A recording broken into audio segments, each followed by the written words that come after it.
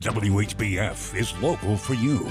Now, here is your digital-only look at Quad Cities news. This is Local 4 News Midday, only on OurQuadCities.com. Good afternoon. I'm Alexandria Igamoni. Thanks for joining us for Local 4 News Midday.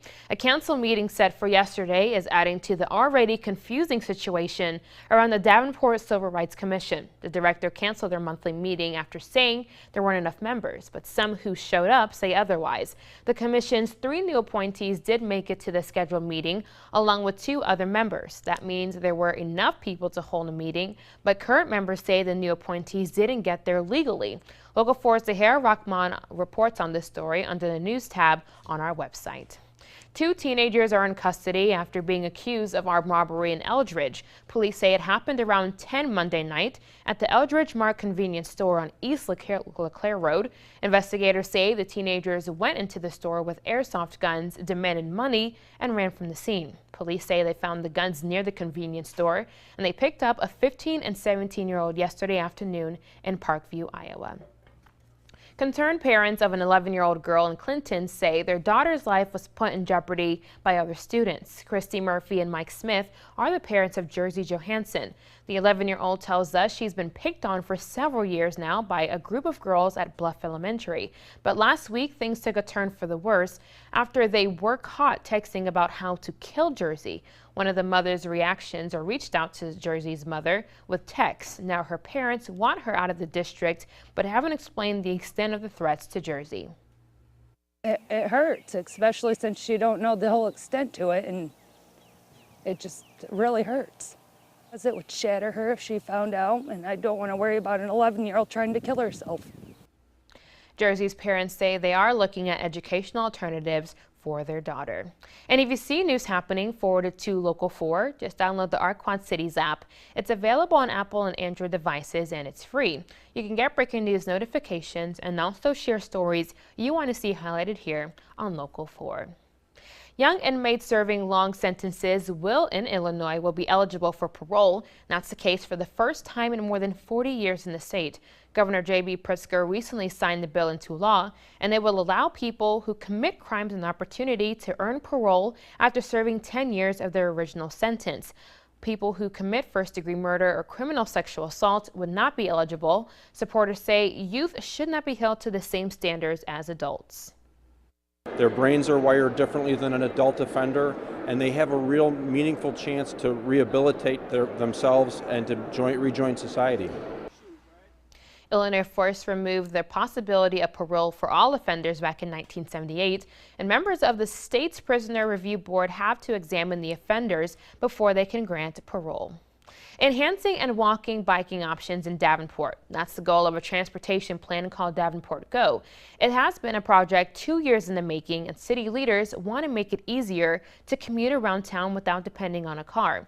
The plan outlines to increase pedestrian and cyclist safety, reduce vehicle emissions, and draw more cycle enthusiasts to the city, as well as add more bike lanes and walkways to improve public health.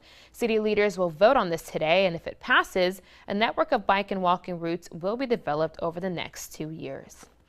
The Moline Public Library took part in National Crime Victims' Rights Week yesterday. The keynote speaker was Josie Arnshield. She is a co-founder of Sage Sisters, and it's a group of women concerned with murdered and missing women, as well as the Dakota Access Pipeline. Everybody deserves to be protected. Everybody deserves to be have a feeling that they would be safe.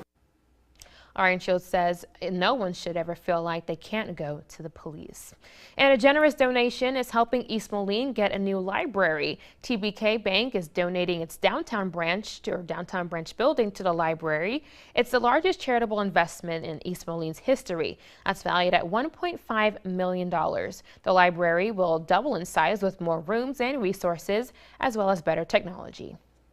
This is a transformative gift. This is going to allow the library to become a modern 21st century library, something that would not be possible without this gift. We would never be able to save our way there, and so TBK Bank has changed downtown East Moline for the better. The building will still be open as a TBK Bank until construction begins, and that should happen sometime next month.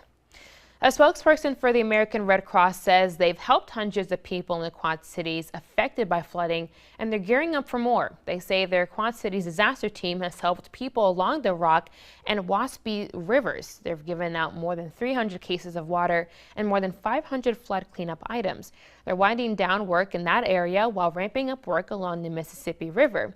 With more flooding expected, Red Cross members are encouraging people to be prepared and reach out if they need help. And we've got contact information for you at ourquadcities.com.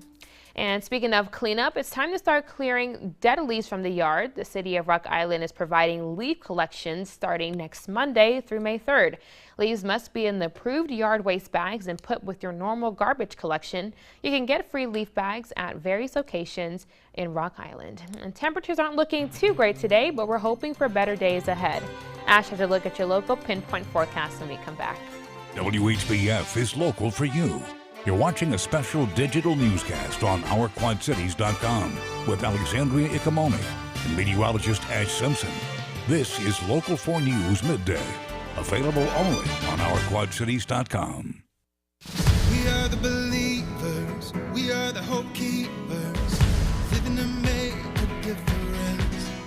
And there's nowhere like this, no, there's nowhere like this. And I love and live,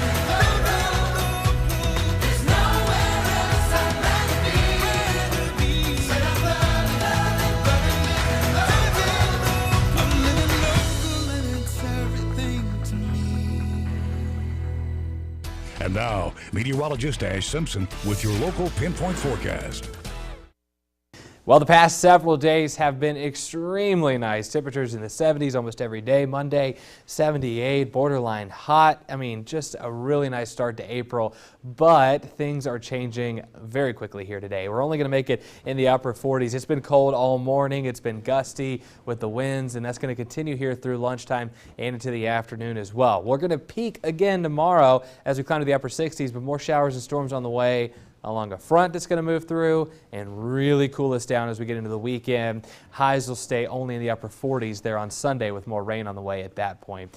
A very cloudy day here today. We're going to be looking at temperatures to climb all the way up into the upper 40s, but that's staying as cold as it is compared to yesterday because of those northeasterly winds. Now, warmer air will try to build up from the south as we get into tomorrow, but for today, we're just not going to be able to do that. A lot of the rain just keeping things cool as well. That fresh rain that we had, that's now making its way off to the north and east. We're clearing that out completely. It's going to be pretty mild here as we get into the rest of the afternoon and evening, but then more storms on the way by tomorrow and quite a bit of rain, freezing rain and snow all through Minnesota, Wisconsin.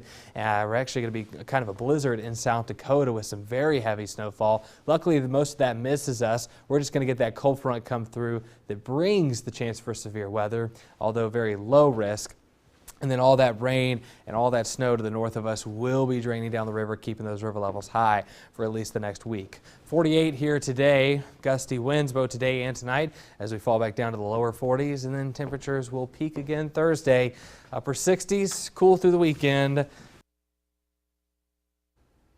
All right, thank you for joining us for Local 4 News Midday. Your local news, weather, and sports are available 24 hours a day right here at ourquadcities.com. And be sure to join us for Local 4 News starting at 4. Have a great day. If you see news happen or have a story idea, remember to forward it to 4. You can send your photos, videos, or ideas to us on the Our Quad Cities app or on the Local 4 News Facebook page.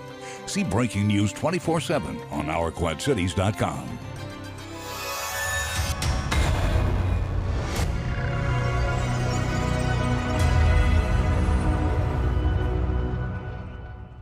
Have you watched Local 4 News lately? Breaking news tonight out of Davenport. Several shots were fired around 4 this afternoon. We were first on the scene of the massive fire. With more local stories than anyone else. Live in Davenport. In Rock Island. The Knox County Courthouse. Breaking news. Local 4 News was the only station on the scene. We were there when they took the suspected drug dealer down. It's a Local 4 News exclusive. And the fastest growing source of online news coverage. On air and online. Isn't it time you made Local 4 News local for you?